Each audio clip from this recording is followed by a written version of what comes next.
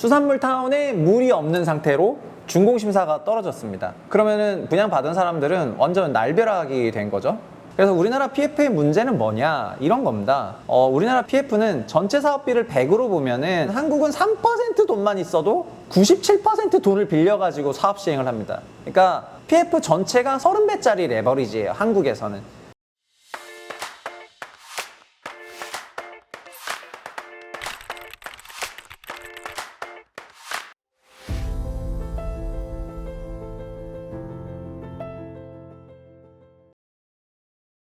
안녕하세요, 최부심입니다. 오늘 유령타운에 대해서 얘기하겠습니다.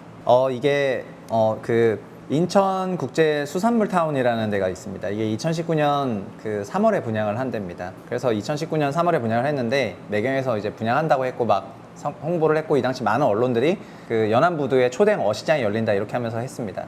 근데 당시 조감도 보면은 뭐 어마어마하고요.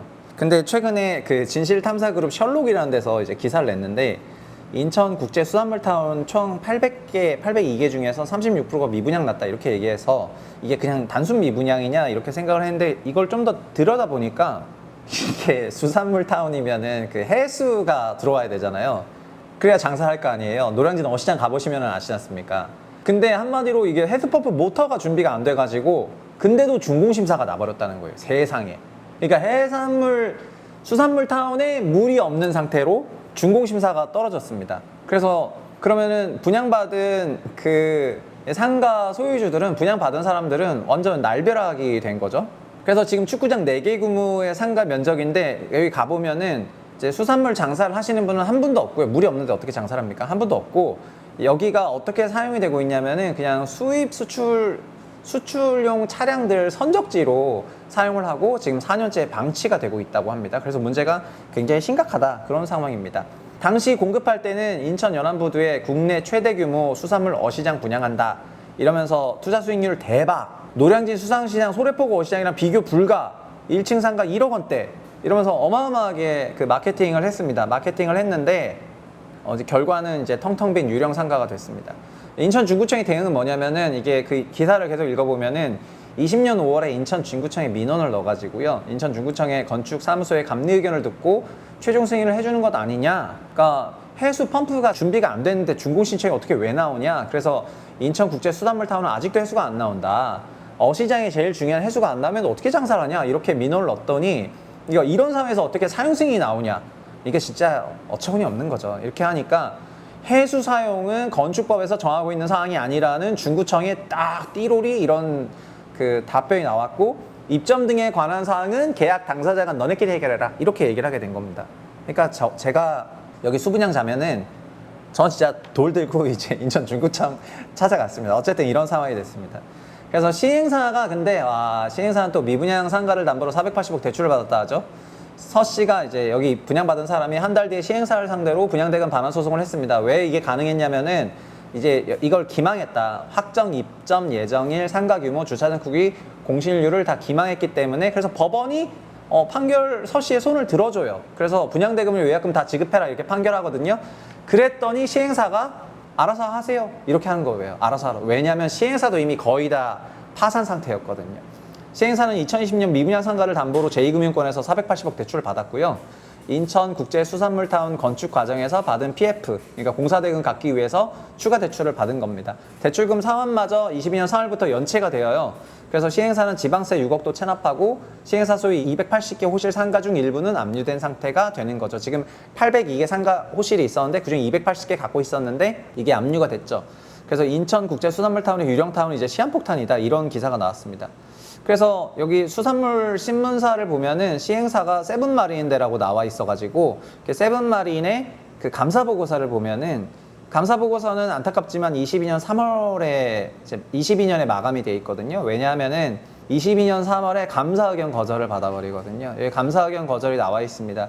우리는 회사로부터 감사범위 제한으로 인해서 재무상태표, 손익계산서, 자본변동표, 현금 흐름표와 주석을 제시받지 못했다. 그러니까 감사하고 싶은데 감사할 수 있는 서류를 하나도 못 받았다.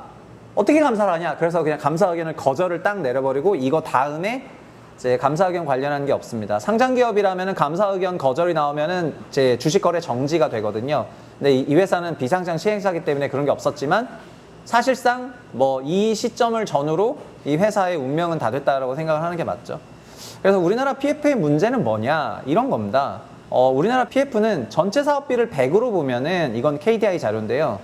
전체 사업을 100으로 보면은 한국은 3% 돈만 있어도 97% 돈을 빌려가지고 사업 시행을 합니다. 그러니까 PF 전체가 30배짜리 레버리지예요. 한국에서는. 이건 뭐 바이낸스 코인 선물도 아니고 30배 레버리지야 PF가. 그래서 지금 다른 나라 보시면 자 미국, 일본 종종 나오는 미국, 일본. 미국과 일본은 자기 자본 그러니까 최소한 토지비는 시행사가 다 조달을 합니다. 시행사가 토지비를 다 조달을 하고 PF는 공사비에서만 PF를 쓰거든요. 우리나라는 공사비 PF 쓰는 건 당연하고 토지비도 PF를 써요. 그래서 이거를 브릿지론 PF라고 불러요. 토지비 PF를. 브릿지론 PF를 부르고 이 브릿지론 PF를 해준 사람들이 공사비 PF, 결국 본 PF, 건설사들이 보증서 주는 그 본 PF까지 수단과 방법을 가리지 않고 건설사한테 간 다음에 건설회사한테 너네가 이거 보증을 서줘야지 이 공사 수주할 수 있어 라고 하면서 결국 브릿지론 PF 한 이 금융사들이 본 PF로 넘기면서 본인들 PF를 이제 소위 넘기게 되거든요. 그 위험을. 그러면 건설사는 그 위험을 다 덤태기로 껴안게 되는데 이렇게 껴안게 된 거를 수단과 방법을 가리지 않고 어떻게든 준공시켜가지고 그 다음에 진행을 해왔던 게 우리나라 PF의 전반적인 과정입니다. 그래서 우리나라는 PF 시공사에 그러면 이제 다른 나라는 뭐 어떻게 자기 자본이 그렇게 많냐 땅을 다 살 수 있을 정도로 그게 아니죠. 딴 나라는 자기 자본이 이만큼 많지 않지만 토지비에 투자하겠다고 하는 소위 쩐주, FI라고 하는 재무적 투자자들이 쩐주로 주주로 들어와요. 왜 들어오냐? 사업하게 되면 마진이 커질 것 같으니까 들어오거든요. 그리고 이 토지 구입 단계에서 이들이 들어오는 거에 대해 가지고 굉장히 이것도 PF란 PF지만 사실은 그 자기 자본을 증가하는 과정에서 들어오는 거죠. 수익 같이 나눠 먹자 이렇게 얘기하는 겁니다. 한국 왜 이렇게 안 하는지 아십니까? 한국은 레버리지 30배짜리 레버리지 50배짜리 사업인데 하나만 성공하면 인생 피잖아요. 하나만 성공하면 인생 피고 자기 자본 얼마 들지도 않아요. 자기 자본 심지어 개인 비용을 빌리는 경우도 있어요. 이제 시행사 만들려면은 2020년, 21년에 어느 정도였냐면은 자기 자본 10억인 시행사는 대형 시행사래요. 그 대형 시행사가 하는 사업은 8천억짜리 사업이고요. 그러면은 자기 자본 1%대 가지고 사업을 하는 이런 사업인데 그런 사업 시행사가 대형 시행사. 그래서 그 자기 자본 10억을 낸 시행사한테 800억의 토지비를 대출해주고 건축비 수천억을 대출해주는 이런 사업들을 하는데 사업주가 뭐 그렇게 하나 성공하면은 그냥 한 건으로 몇백억을 버는데 이걸 남한테 줘요? 그래서 우리나라 시행사는 초고 레버리지 KPF 사업이고요. 이 K가 붙은 거는 어떻게 보면 글로벌 스탠다드는 별로 없다. 그렇게 말씀을 드리겠고 PF는 진짜 더 그렇다. 그래서 시행사는 되게 바지 시행사들이고 사업은 금융이랑 건설사 간의 합작품이고 시행사 대표들이 요새 이거를 완전 느끼고 있죠. 그냥 금융사랑 건설사가 뒤에서 막 다 좌우해버리고 자기네들은 그냥 앞에만 이제 서 있으면서 등 떠밀려서 이 사업을 하게 되는 걸 요즘 진짜 많이 느끼고 있는데 이게 한국의 주요한 PF 관행이 이렇다 보니까 이렇게 된 거거든요.